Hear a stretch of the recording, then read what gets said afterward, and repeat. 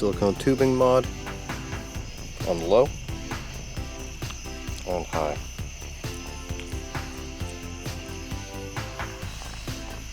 I stabbed a couple things with this thing. You can stab shit with this, for real. With all them Antifa out there, you might want to carry one of these. You can see right at the edge of the actual crown here, you can see how it comes out very wide right here, whereas this one, it's not even really spilling any light through here. Warrior X Turbo, bonus feature, glowing bezel. Quick momentary press at low setting, aiming at the pitcher's mound.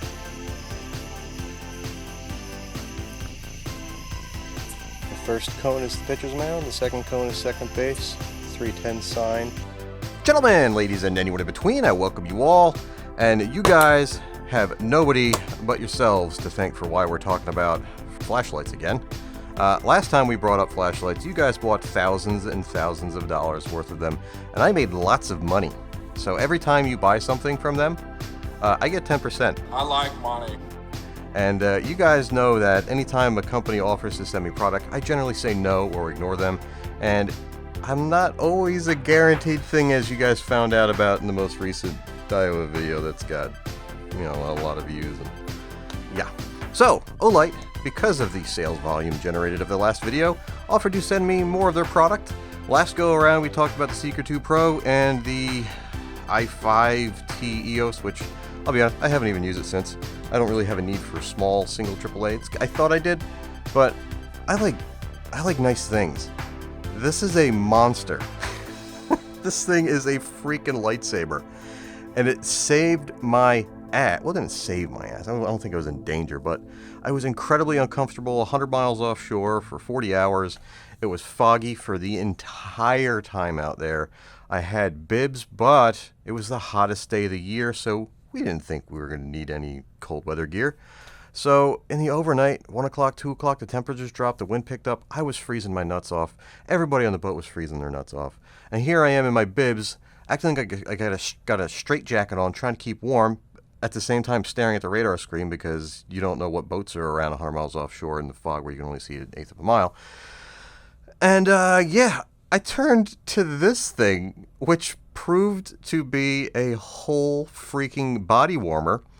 And yeah, it saved the day. And at the same time, I was immediately aware that when I put this thing into turbo mode, had I dropped it in my bibs, which my arms were crossed like I was literally wearing a straitjacket, I'd probably get a serious burn, where you don't want to get a burn at all while being 100 miles offshore. So I was super careful, long story short. So I don't think this is to be an item specifically on sale, but 10% off code down below, and if it's on sale, just buy it. Comes with its own monster 5,000 milliamp hour battery. Comes with a charging cable, and it's an incredible, tiny, little, super powerful light. It's so powerful, it'll melt my mat in less than 10 seconds if I put it on turbo. It's crazy. So, what did they send me this go around? They sent me this little thing, which is kind of like the little light I tossed aside. It's not bad. It's kind of like a standard, you know, simple function. You got two functions. You got low and you got high. It's mainly designed to just pop on in high mode. You know, it's a dual stage button, so you go slow, which is momentary. You tap it twice and it goes into low. It wants to default to high. I don't know if I like that, but as an outdoorsman, I would rather start it at a memory of low than high. But not everything's for outdoorsmen. If you just want to just pop a light on and take a look down a hallway, you kind of want it to kick on in high mode, so I can't fault it for that. But I don't see myself having too much use for this puppy. And on top of that, I like and I prefer 18650s and rechargeable lithiums. These guys run on the little 2-tabbers. Not a bad thing, but, you know, if you're already moving on to the big batteries in the 18650s, sometimes 18650s will fit in that hold these, but my 18650s don't fit this battery, so or this flashlight, so that's a little unfortunate. So it's a cool light. It seems to be functional. It's plenty bright, which you'll see in the video after this, but I would rather, for my money, get this thing to focus. I know it's 2020, you don't really need a pen, but I think this is one of those tactical pens. Look at how it engages. So it has like a J slot. So once it goes down and comes back up, it ain't going nowhere. You can stab a with this thing repeatedly. It's fully, I don't want to say it's machined. I can't tell. It looks kind of like it's cast. It could be wrong. It's got a heavy coating on it, whether it's anodized or paint, I don't know. But the lockup, I stabbed a couple things with this thing. You could stab shit with this, for real. With all them Antifa out there, you might want to carry one of these. And I think in one of the bundles, they're pretty much giving it away. I think it's like 115 or 120 bucks, and you get this thing and this thing. This thing is $50 all by itself. The ink, whether you're going to use it or not, I don't know. It's a narrow point, but it's smooth. It comes out very nice, like a good gel roller should. And if you are working in warehousing, in a factory, any kind of shipping, receiving, you will appreciate how tight the clip is for your pocket, because it ain't ever coming on, slipping out accidentally, even if you hang upside down. But the light. If you look at that filter on the edge, kind of looks like there's like some screening going on. That gets rid of the glare, and the LED bulb kind of extends out pretty far within its housing. The beam width, it's like if I put my, here, let's see if I can do it here. See how it's hit my finger already? See that? Right up here. It's so incredibly wide. It's a beautiful flood with no hot spot, and it's bright. You'll see at the end when I go through all the lights on the baseball field, all measured out, just how bright this is, and how it's a bright glow. It's perfect for up close work. It's perfect for when you're looking for something in between rafters and that kind of stuff. This thing is impressive. I would implore that you give this one a shot, even if it's just by itself. Now, next up. I've had this, or the predecessor of this, for years. This was my first Olight purchase. It's a keychain light, right? Makes sense. I use it in my surf bags, or some of my tackle boxes. If I can't see at night, I have this as an emergency backup with a silicone piece of tubing, and I'll put it up like this so it jams up. I'll usually have a big ring like this set up, which I transferred because I was using this one instead of the old one, and it'll light up your whole tackle box. It'll light up your whole plug bag, and you can still use it as a flashlight. You can also use a little bit smaller one and just throw it in your bag, and it'll stick in your pocket and not fall out. And yeah, little tip, little trick. It's an awesome little light, and they updated it a little bit. Whereas with the old one, when you unscrewed the tail cap to recharge it, which is another bonus, you're not using little hearing aid batteries for this puppy. You're not using a AAA. It's a USB micro, or micro USB. And I forgot to mention, this guy here, this pen, USB-C. I thought that was pretty nice. So after you transitioned everything from micro to USB-C, you're not taking a step backwards. Right? So with this guy here, boom, pops open, it stays together. You don't have to worry about separating the pieces and getting them lost. I think that's the most significant change they made. I couldn't really key in on much else. I did find that the lockup and its lack of, I guess, the connection between the body and the battery is a little bit more secure in this one, because this one, or the one I just threw away, would kind of flicker over time. This one, in the week that I've used it, not an issue at all. None that I can find anyway. But that one was a couple years old, exposed to salt water and all that kind of crap, left in the car for, all year long, hot summers, 120 degrees in the car, below zero in the winter. So I'm hoping and I'm expecting this thing to perform the same exact way. And my fiance has been stealing this one for me as she goes on her canal walks with a couple of her girlfriends. So I don't know how long I'm going to be in possession of that one. Now, with all that out of the way, let's make more of a mess. Talk about the big beast. Straight away, I love powerful flashlights. with powerful flashlights come great responsibility. I started off last video about don't burn yourself with this thing. You don't have that issue with this, thankfully. But what I will say is they're two completely different lights. They still change, or they still charge identically with the magnetic cap. If you saw me punch the thing down, you saw it jump on the back of the tail cap here. Brilliant. Nobody does it better than Olight in that regard. If you want to take the batteries out and charge them in your high-end multi bank charger, be my guest. Go right ahead. I'm not going to stop you. But if you're using this for work, keep it in the straight-up spectacular belt holster. You don't have to take it out. Just hop in the car, unvelcro it off your belt, make sure it's secured tightly, and just drop it in your cup holder. And if this thing's still laying in there, it'll just bang. Instant charge. Ain't got to worry about it. Can't beat that with a stick. It is 1,100 lumens, which in 2020 standards isn't all that crazy. But when you see the throw distance in the video of me out in the field using this thing, it's impressive. It truly is. It's got a pretty aggressive look to it. It's not big and bulky. I have another flashlight from another company that isn't nearly as powerful. Requires two 18650s, external charging, and you never saw this video because it almost burned my duffel bag because this switch here, I had to play around with the switch because the switch was defective. And yeah, so I gave the company who gave me this flashlight to review an earful after it almost melted my gym shorts. But if you could see, same size head for the most part, right? Doesn't look all that different. Much, much smaller profile.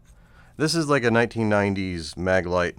This is like something that you actually want. It's pretty badass. It really is. And again, if you look, 21700, 5000 milliamp hour battery comes with the charger, and it's a very simple operation on the back. Full click is your max brightness, 1100 lumens. You can tell right away there's a hot spot. So at around 50 feet, the hot spot is only going to be about maybe 8 feet wide, but then you have this nice even light around it. This hot spot is going to be like the laser pointer.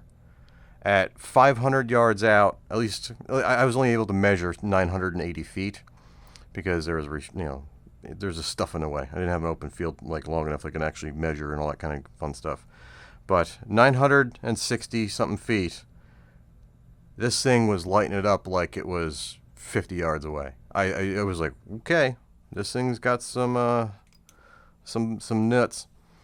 And yeah, it actually had a fairly usable up close function, even though it's a long distance thrower. So with that hot spot, as you gradually go, move back away, if you're lighting up something that's about 20 feet away, 10 feet away, or just if you're walking a path, it will, when you hold the angle like this, give you a nice flood pattern.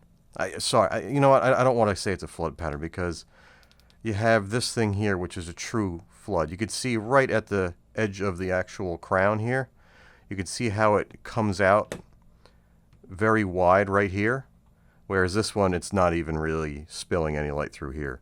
So this is your true flood, right? This is your thrower, kind of like fog lights versus driving or pencil beams on your car.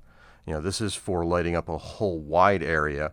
This is for target acquisition at long distances and pissing off people on the other side of the lake. You can do that with this too, trust me. This is more piercing. And now, one thing I found that if you left this light on for a minute or plus in turbo mode, and as it goes into turbo mode, it cools down, so it comes out of turbo mode. But if you continually pop this sucker into turbo mode, you do not want to hold this any longer. Like, you really don't want to be holding this because forget that what's coming out of the tip here. When you hold it off your arm, you'll burn the crap out of yourself if you leave it on for the entire 2-minute duration of turbo. With this, it'll get hot. But at no time did I ever really feel like I was going to injure myself or it was overly uncomfortable. It was just something that was like warm. Like, you hold a cup of coffee that you just poured, and it's not as hot as that. A freshly poured ceramic cup of coffee you don't want to be holding. This one, you can get away with it just fine. That's, I think, the best way to put it.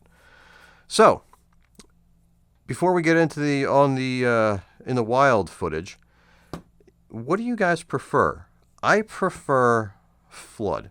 I always like that wide swatch of light at a varying of brightnesses. I don't always want to be cranking it up in turbo. So with the way this thing works, you have turbo, which is a full click in, and then a short momentary. Again, 2-stage button on the bottom. And you can just go click it all the way in if you want to go into full blast. So you just a momentary tap like that. Now, if you hold down momentary, it's just going to be a true momentary. It's going to turn off. But if you tap it full, tap it the momentary, it stays into low mode. And again, it's not a candle, but it's not so intensely bright that you're not going to ever want to use something for close range work. I found this a good balance. You still have the big hot spot. There's no way of getting around it. But the perimeter is very even, and it's perfect lighting for up close work. I think they did a good job on this one. I really do. And as somebody who prefers a flood, usually it's like, damn, I kind of wish I had something a little bit different. I don't need to look 1.5 miles down the road. But if you're spotting at night on the water, on a clear night where you don't have to deal with all the humidity on the water, you can actually get a good shot in the distance. Could be helpful to have a long-range light. And $100 a pop, fully sealed. It's not something that's going to die on you, every season. You don't have to replace it. Just keep it in a pouch, in a Ziploc bag. Keep it for safekeeping. It'll take a knock or two for sure. Nice thing to have. It definitely is a nice thing to have. You can do this with, like that'll hurt somebody. And it's like, it's not even that long or clubby. Whereas like this WowTac thing that I showed a second ago, doing more damage with this thing. All right. Let's move along to the outdoor stuff. Buy these lights. I make money. I hope you enjoy. None of these are pieces of shit. I give them my stamp of approval. I wouldn't be here telling you to buy shit if I didn't like what was in front of me. Although I have preferences in beam patterns, I know people out there that have a very good reason for a long throw distance light. So, yeah. They make some good stuff. Oh, wow. I never realized that. They're like opposing magnets. It would have been cooler if it went like that because it would have been lightsaber battles, but... Warrior X Turbo. Bonus feature. Glowing bezel. Quick momentary press at low setting, aiming at the pitcher's mound.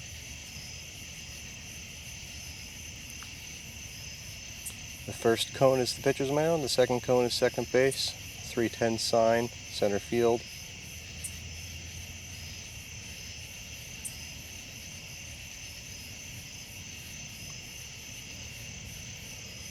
Full press, aiming at pitcher's mound.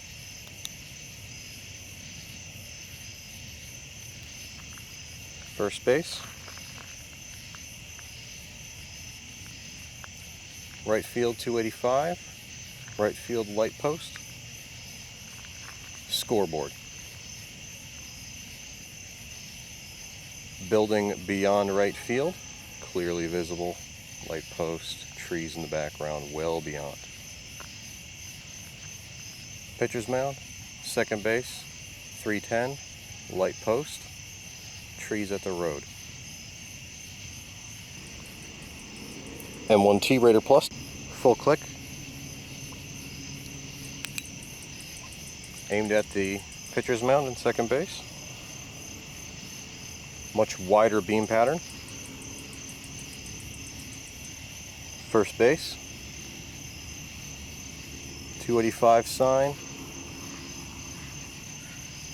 Scoreboard. Pitcher's mound. Second base. 310. Shortstop. First base. Off. Low setting.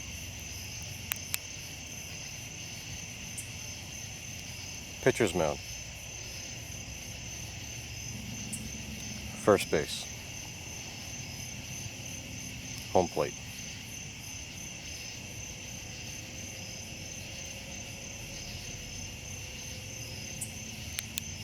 Full setting.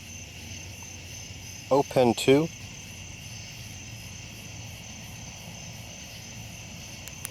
One click.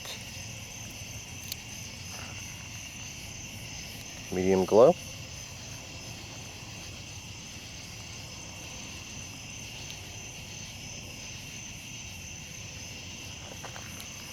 And on high. 2 clicks.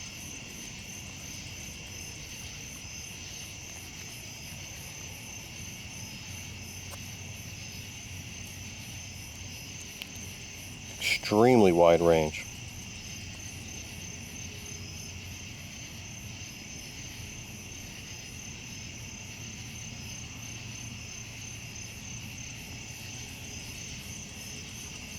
First base.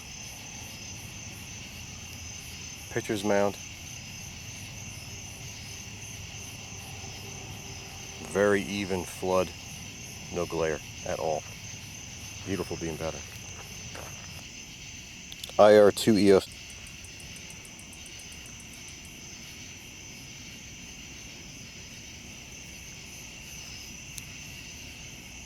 Low setting. 12 inches in front of the light. 24 inches.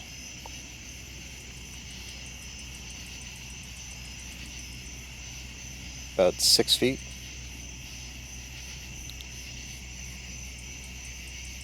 Full brightness.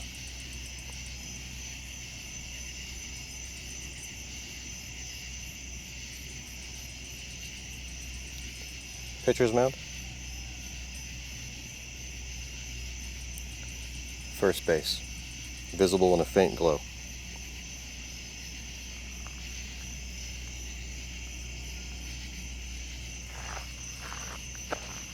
Olight Seeker 2 Pro. Turbo.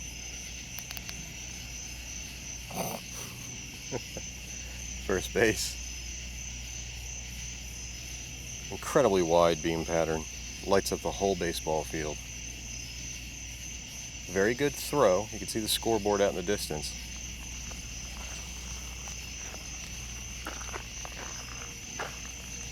Warrior X.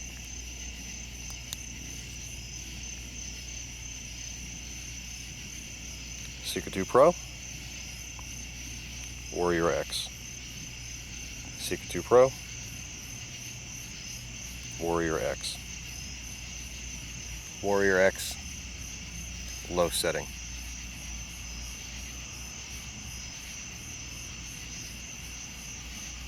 High setting.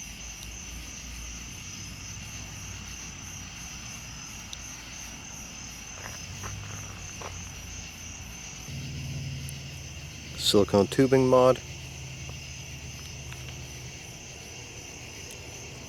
On the low.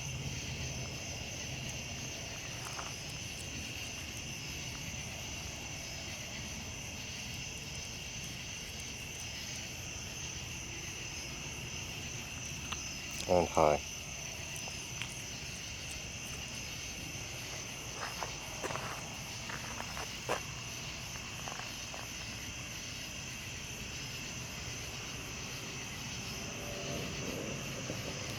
Pitcher's mound. 6 foot to 8 foot to center.